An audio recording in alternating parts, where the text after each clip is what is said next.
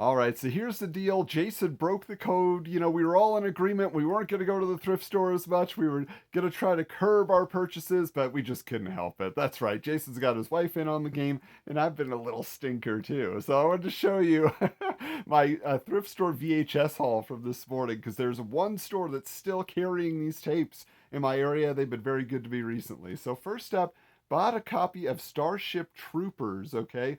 Starship Troopers, a movie I saw in theaters after going to San Diego Comic Con, and I actually was at the panel where they were promoting Starship Troopers. Been very nostalgic for that event lately, so I decided to pick that up because I hadn't seen it in a while.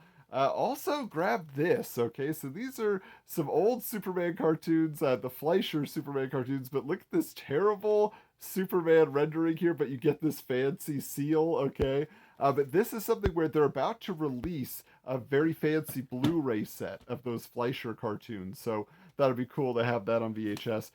Then there's this one, okay, Magic in the Water. The reason I grabbed this, not that I'm a huge summer school fan, or what is he, CSI? What does Mark Harmon do? But either way, I just looked at this and I was like, is that Joshua Jackson? I think it is. And then down here it tells you E.T. like fantasy, an E.T. like fantasy for the family. We're gonna find out. We're gonna find out if this is more Mac and Me or more E.T. But I'm very curious. Then this one here.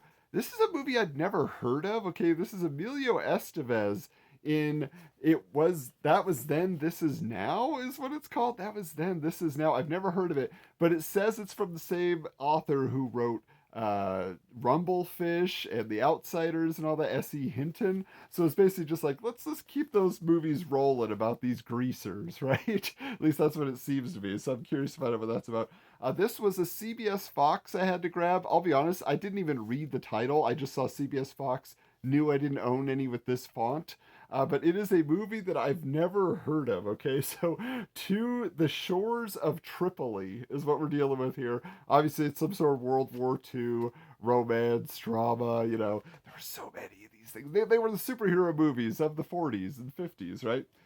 Here's another one CBS Fox had to grab, License to Kill. Now, here's the thing.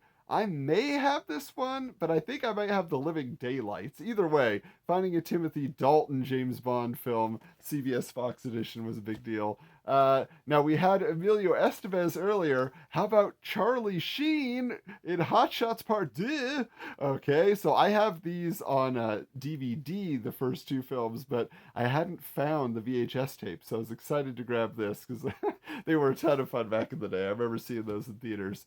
And the last one here, this is a movie, it's well known. I love the movie The Shadow from 1994. The bad guy in that, playing Shiwan Khan, is John Lone, but that's the only movie I know him from. But I had always heard he was in this movie called Iceman, which was not about the X-Men character, sadly, but it was instead about this like caveman character, this Neanderthal or something, who gets frozen in the ice age and then woken up in the modern day. At least that's what I recall from the brief description I read. So I'm excited to see John Lowe because he's a very intense actor. I appreciate his work. So anyway, those are my recent VHS finds. Oh, let's see if we can tamp it down. I still got a lot of VHS I need to sell.